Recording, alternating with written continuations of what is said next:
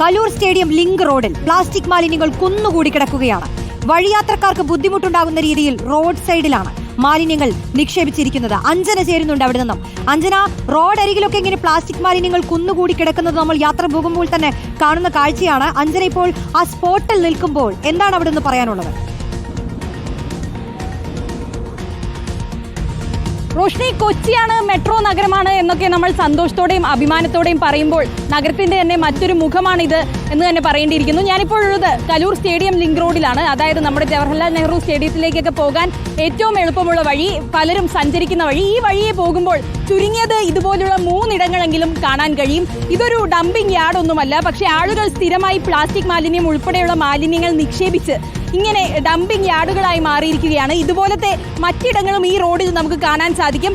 പലതരത്തിലുള്ള മാലിന്യങ്ങളാണ് ഇവിടെയുള്ളത്. വീടുകളിൽ നിന്നുള്ള ഫുഡ് വേസ്റ്റ് കൂടാതെ പ്ലാസ്റ്റിക് കവറുകൾ, പ്ലാസ്റ്റിക് ബോട്ടിലുകൾ, ഇതെല്ലാം തന്നെ ഈ റോഡ് സൈഡിലെ തോടുകളിലേക്ക് അടക്കം ഇട്ടിട്ടുമുണ്ട്. അതിനാൽ തന്നെ മഴയടക്കമുള്ള ഒരു സാഹചര്യത്തിൽ റോഡിലേക്ക് വെള്ളം കയറാനുള്ള ഒരു കാരണവും ഇതായി മാറുന്നുണ്ട്. ഏറ്റവും പ്രധാനമായും എടുത്തു പറയേണ്ടത്, പല വീടുകളിൽ നിന്നായി ഈ ഹരിതകർമ്മസേന പ്രവർത്തകരെല്ലാം തന്നെ വീടുകളിൽ നിന്ന് മാലിന്യങ്ങൾ എടുത്തുകൊണ്ട് പോകുന്നുണ്ട്. പക്ഷേ ഇവർക്കും ഈ മാലിന്യങ്ങൾ നിക്ഷേപിക്കാൻ ഒരിടമില്ല, അല്ലെങ്കിൽ ഇവരുടെ കാര്യവും ഇപ്പോൾ പ്രതിസന്ധിയിലായിരിക്കുകയാണ്. ഈ റോഡിന്റെ തന്നെ എതിർവശത്ത് നമ്മൾ ഇപ്പോൾ നിന്നപ്പോൾ കണ്ട കാഴ്ചയാണ്.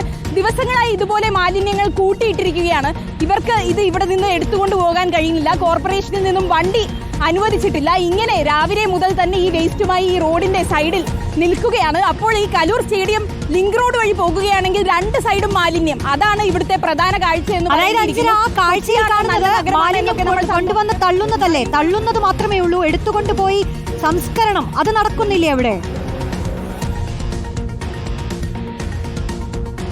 തീർച്ചയായും റോഷ്നി, അങ്ങനെ തന്നെയാണ്. മാലിന്യങ്ങൾ പല വീടുകളിൽ നിന്നായി, കൊച്ചി നഗരത്തിലെ പല വീടുകളിൽ നിന്നായി മാലിന്യങ്ങൾ ഇതുപോലെ ശേഖരിച്ചിട്ടുണ്ട്. ഇതെല്ലാം ശേഖരിച്ച് ഇവിടെ വച്ചിരിക്കുകയാണ്. കോർപ്പറേഷനിൽ നിന്ന് വണ്ടി വരും എന്നുള്ള ഒരു കാത്തിരിപ്പിലാണ് ഇവിടുത്തെ ഹരിതകർമ്മസേന പ്രവർത്തകരെല്ലാം തന്നെയുള്ളത്. വെളുപ്പിന് 5:30 മുതൽ ഇതുപോലെ നിൽപ്പ് തുടങ്ങിയതാണ് എന്നാണ് ഇവരെല്ലാം തന്നെ പറയുന്നത്. പ്രായമായവരൊക്കെയുണ്ട്, അവരെല്ലാം തന്നെ വളരെയധികം ബുദ്ധിമുട്ടിലാണ് എന്ന് തന്നെ പറയേണ്ടിയിരിക്കുന്നു. കാരണം ഒരാഴ്ചത്തെ മാലിന്യമാണ്, കൊച്ചിയിലെ പലയിടങ്ങളിലായുള്ള ഒരാഴ്ചത്തെ മാലിന്യമാണ് ഇങ്ങനെ ഇവിടെ കുന്നുകൂടി കിടക്കുന്നത്. പക്ഷെ കോർപ്പറേഷനിൽ നിന്നും വണ്ടി ഇതുവരെയും വന്നിട്ടില്ല. വണ്ടി വരുമെന്ന കാത്തിരിപ്പിലാണ് ഈ പ്രായമായ ചേച്ചിമാർ അടക്കമുള്ളവർ ഈ വെയിലത്ത് ഈ റോഡ് സൈഡിൽ ഇരിക്കുന്നത്. ഇങ്ങനെ ആളുകൾ നിക്ഷേപിക്കുന്ന മാലിന്യങ്ങൾ ഒരു വശത്ത്, അതുകൂടാതെ വീടുകളിൽ നിന്നായി ശേഖരിച്ച മാലിന്യങ്ങൾ മറുവശത്ത് വണ്ടി വരുമെന്ന്